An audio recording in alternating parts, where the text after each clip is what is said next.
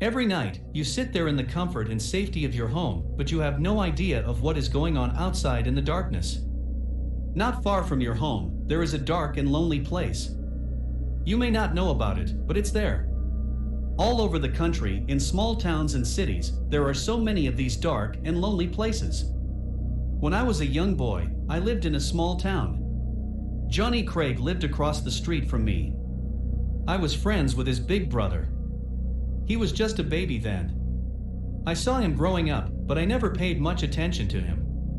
Sometimes, in the evening, my mother would send me out to the local store to buy a carton of milk or a bag of sugar. On the way to the shop, I had to pass a long, dark stretch of road. During the day, it was just a shady place lined with old, gnarled trees and vacant lots where nothing had been built, and nothing was ever going to be built. I was never afraid of it by day, but at night it was a different place. A lonesome place. A place of darkness and strangeness. A place of terror and fear. There were no houses nearby. No streetlights. It was pitch black. As black could be. Dark as the deepest night. The tall trees blocked out the moon and the stars, casting their long shadows across the road. Whenever you had to go that way, you walked slower and slower. It was like stepping into a dark tunnel. Behind you were the lights of the houses, the sound of cars and people walking along the sidewalk. Ahead of you, there was just a long, lonely stretch of darkness in which anything could be lurking, anything at all. Every time I had to pass that place at night, I would dread it. I kept hoping somebody would come along, so I wouldn't have to walk alone. But nobody ever came. As I walked along that dark stretch of road, I would keep my eyes fixed on the trees, half expecting to see something or someone lurking there in the darkness. Perhaps it was the bogeyman. My mother had often told me about the bogeyman, and how he waited in dark places for boys and girls who strayed from the path. Perhaps it was a child predator. My mother had also warned me about evil men who tried to lure children with the promise of candy and puppy dogs. Perhaps it was something else. Something worse. Out of the corner of my eye, I would catch glimpses of misshapen figures crouching there in the pitch black, waiting for the moment when they would burst forth and pounce on me. Then, in that silent and isolated area, they would begin tearing me and rending me, and doing unspeakable things to me, and nobody would ever see me again. I'm not sure what I expected to see lurking in that lonely place at night. My imagination always got the better of me. In my mind, it was a hideous creature, somewhere between animal and man.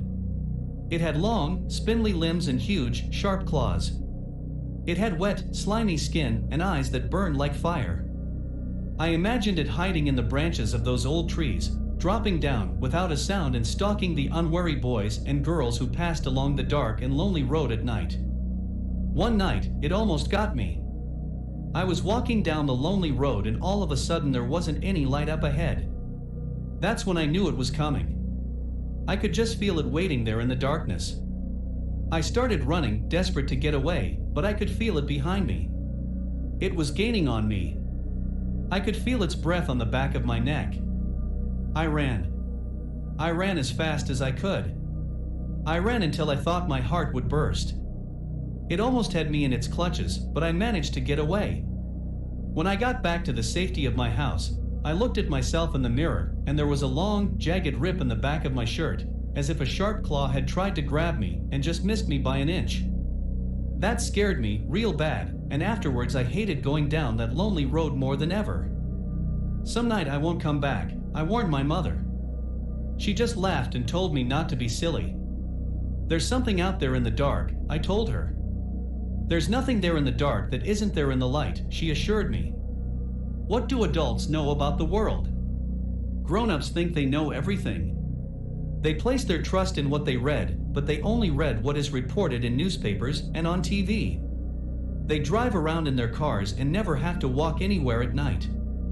They don't know what goes on out there in the dark, in the wretched, lonely places where no light ever shines and the darkness hangs like a cloud on the ground and no bird ever sings. I knew they wouldn't believe me. I knew there was nothing I could say to convince them that something or someone lived down there, among the trees, on that dark and lonely stretch of road. As I grew older, I gradually forgot about the lonely road. I got taller, I went to high school, I started playing football, I learned to drive, and I started dating girls. The years passed by and somehow I forgot about the thing that lurked there in the darkness. The memory of it still remained in a distant corner of my mind, but it was a memory locked away in childhood. The years passed by, but I never thought about the other kids who had to walk down that dark and lonely road at night. 3 days ago, Johnny Craig went missing. He lived across the street from me. I was friends with his big brother. He was just a baby then. I saw him growing up, but I never paid much attention to him. Not until he went missing. They found him in the trees on that dark and lonely stretch of road. His body was torn and ripped and crushed, almost beyond recognition. The police said he had been mauled by some kind of animal. The moment I heard about it, I knew what happened. Johnny Craig had been murdered by the thing my childhood fears had created. The thing I had conjured up in my imagination. I had left it on that dark and lonely stretch of road. I had left it there to wait for some scared little boy who happened to be walking home one dark night, a little boy who couldn't run as fast as I could run. After that, the town cut down the trees and put up streetlights. That stretch of road isn't dark and lonely anymore. The thing that lurked there is gone now. It's gone somewhere else where the people are unsuspecting, to some other small town. A small town like yours where it will wait again, just as it did here. It will wait for some other frightened little boy or girl to come along. It's only a matter of time.